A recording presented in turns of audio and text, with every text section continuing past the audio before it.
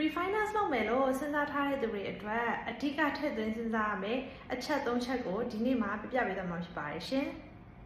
အားလုံးပဲမင်္ဂလာပါကျွန်မကတော့ loan officer စုမေဖြစ်ပါတယ် Number 1 break even point အရင်ကြေကာလဖြစ်ပါတယ် refinance လုပ်တယ်ဆိုတာမိမိရဲ့လက်ရှိအကျွေးကိုအကျွေးအသစ်နဲ့အစားထိုးတာဖြစ်တဲ့အတွက်ကုန်ကျစရိတ် closing cost ရှိပါတယ်ဆိုတော့ closing cost က6000ကျတယ် refinance လုပ်လိုက်တဲ့အတွက်လစဉ်200တက်တာသွားတယ်ပဲဆိုပါစို့ဒါဆိုရင် break even point ကလပေါင်း30ဖြစ်ပါတယ်ဆိုတော့2နှစ်ခွဲပေါ့နော်ဒါကြောင့်မို့ကျွန်မက refinance လုပ်မယ်ဆိုပြီးတော့မှကျွန်မကိုဆက်သွယ်လာတဲ့သူတွေကိုအများအားမေးဖြစ်တဲ့မေးခွန်းကဒီအိမ်ကိုရောင်းဖို့အစီအစဉ်ရှိလားဆိုတော့ဒီမှာဆိုရင်နောက်2နှစ်မှာအိမ်ကိုရောင်းဖို့အစီအစဉ်ရှိတယ်ဆိုလို့ရှိရင် refinance မလုပ်သင့်သေးပါဘူး။ဘာဖြစ်လို့လဲဆိုတော့အရင်ကြေတဲ့ကာလက2နှစ်ခွဲမှဖြစ်နေလို့ပါ။နောက်ထပ်4-5နှစ်မှအိမ်ကိုပြန်ရောင်းမယ်ဆိုတော့သိချပါတယ် refinance လုပ်သင့်ပါတယ်ရှင်။ဒုတိယအချက်ကတော့ long term ကိုရှော့ချတာဖြစ်ပါတယ်။ refinance ပြန်လုပ်တဲ့အခါနှစ်30မဟုတ်ဘဲနဲ့15နှစ် refinance လုပ်တာမျိုးပေါ့နော်။ဒီမှာတစ်ခုသတိထားဖို့က15နှစ်ပြောင်းလိုက်တဲ့အတွက်လစဉ်ပေးရတယ်ပေါ့နော်အိမ်ငှားခတွေကတော့တက်သွားမှာအသေးချာပဲဒါပေမဲ့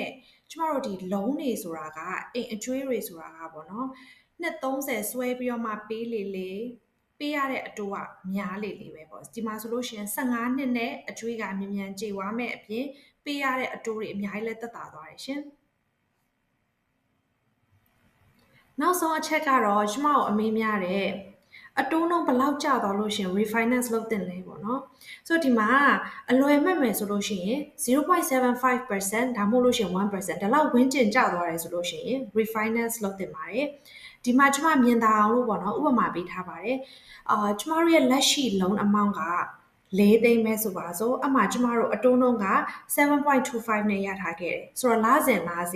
အိမ်အရင်နဲ့အိမ်အတိုးနဲ့ပေါ့နော်ဒီမှာနှစ်ခုက2900ကျော်ပေးရတယ်ဆိုတော့ကျမတို့ refinance ပြန်လုပ်မယ်လက်ရှိအတိုးနှုန်းက 6.12 နဲ့ရတယ်ဆိုလို့ရှိရင်လစဉ်အိမ် payment မှာ2300ကျော်အထိပေါ့နော်တက်တာသွားစေနိုင်တယ်ဆိုတော့လစဉ်400ကျော်လောက်တက်တာပေါ့နော်ဆိုတော့ဒါကတော့ refinance လုပ်တဲ့အခါမှာအတိုးနှုန်းဘယ်လောက်ကျသွားလို့ရှိရင် refinance လုပ်တင်တယ်လေဘယ်လိုမျိုးကုန်ကျစရိတ်တွေရှိလဲဆိုတော့ကျွန်မကပြပြပေးခဲ့တာဖြစ်ပါတယ်အားလုံးပဲနောက်ထပ်ဗီဒီယိုမှာပြန်ဆုံပါမယ် bye bye